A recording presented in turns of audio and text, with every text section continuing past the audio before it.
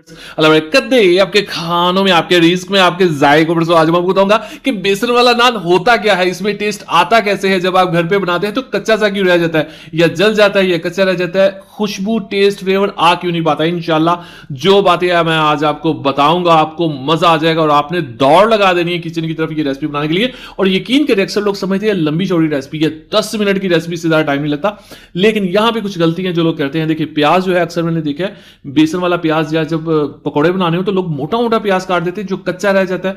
वो नरम तो हो जाता है लेकिन कच्चा रह जाता है, जिस वजह से टेस्ट नहीं आ पाता। भाई आपने प्याज की कटिंग बारीक करनी है, ठीक है।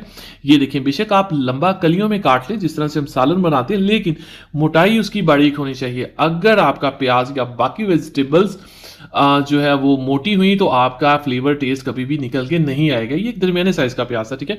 अगली चीज आ जाती है आलू पोटैटो। तो उसके लिए भी सेम फॉर्मूला है। इसकी आप मोटाई देख लें, चौड़ाई देख लें, यानी कि इसकी कटिंग देख लें कितनी छोटे साइज की मैंने रखी है। अब ये जब ऑयल में जाएगा तो ये फौरन से कुक हो जाएगा, नरम हो जाएगा, आलू जो है वो अपना फ्लेवर छोड़ेगा, अच्छा लगेगा। कट करके मैंने पानी ऐड कर दिया था ताकि ये काला ना हो, और पानी निकाल के मैंने ऐड कर देना है, ठीक है। अब जरूरी नहीं यही वेजिटेबल हो, प्याज जरूरी है, बाकी चीजें आप कम ज्यादा अपनी मर्जी से कर देंगे, यानी कि जो भी किचन में अवेलेबल हो।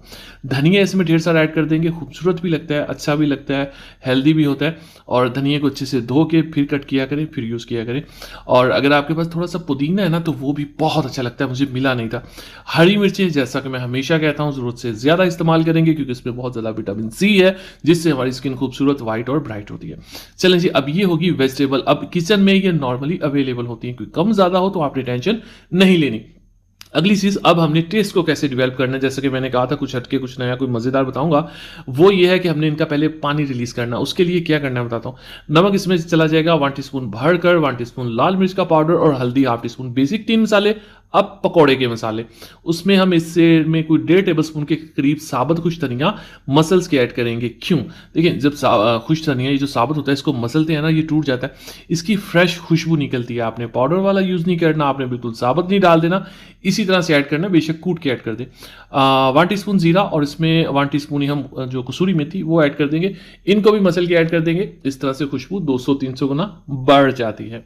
चलें जी, अब हमने क्या करना है, इन सब वेजिटेबल्स को मिक्स कर देना मसालों में। अब होगा क्या, जो मैंने चीज आपको बताई थी, ये वेजिटेबल पानी छोड़ेंगी, ठीक है। पानी छोड़ने से क्या होगा, वेजिटेबल नरम हो जाएंगी, नरम होने से क्या होगा, ये बहुत जल्दी कुक हो जाएंगी, कुक होने से क्या होगा, इनकी खुशबू और फ्लेवर आएगा जब आप पकौड़ों में या नान के ऊपर इसको खाएंगे, ठीक है। छोटी छोटी बातें हैं, अगर आपको ये समझ आ जाए तो यकीन करें आपसे अच्छी इंशाल्लाह कोई कुकिंग कर ही नहीं सकेगा।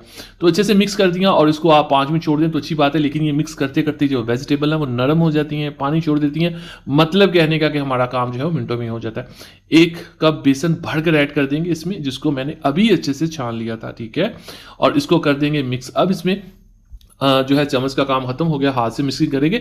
और सबसे अहम बात जो आपने कभी नहीं भूलनी वो ये कि अगर अभी तक आपने मेरे चैनल को सब्सक्राइब नहीं किया जनाब, चैनल को सब्सक्राइब कर लिया करें। आपकी तरफ से प्यार होता है, मोहब्बत होती है, आपकी तरफ से मैं नाम होता है बेल आइकन को जरूर प्रेस किया करें ताकि डेली सुबह 7 बजे वीडियो का नोटिफिकेशन आपको मिल सके। अब ये देखें हमने बेसन तैयार कर लिया। अब लेंगे हम नान, आप शॉप से ले आए, और उसके बाद नान के ऊपर एक गीला हाथ आप पानी वाला लगा दिया करें इस तरह से, ठीक है। इससे क्या होता है कि हमारा जो मिक्सचर होता है इसके साथ अच्छे से चिपक जाता है, जुड़ जाता है, मतलब कि उतरता नहीं है, ठीक है। उसके बाद हम इसके ऊपर प्यार के साथ, मोहब्बत के साथ, इक्वली और बराबरी के साथ जो है वो बेसन जो है वो लगा देंगे, ठीक है। उसके बाद जब आपने इसको फ्राई करना है, आपने पहले पढ़ना है बिस्मिल्लाह रहमान रहीम, और उसके बाद मीडियम फ्लेम के ऊपर आपने ये ऑयल में डीप फ्राई कर देना है, ठीक है। ऑयल ठंडा नहीं होना चाहिए, ये नीचे जुड़ जाएगा। ऑयल बहुत गर्म नहीं होना चाहिए, ये ऊपर से जल जाएगा।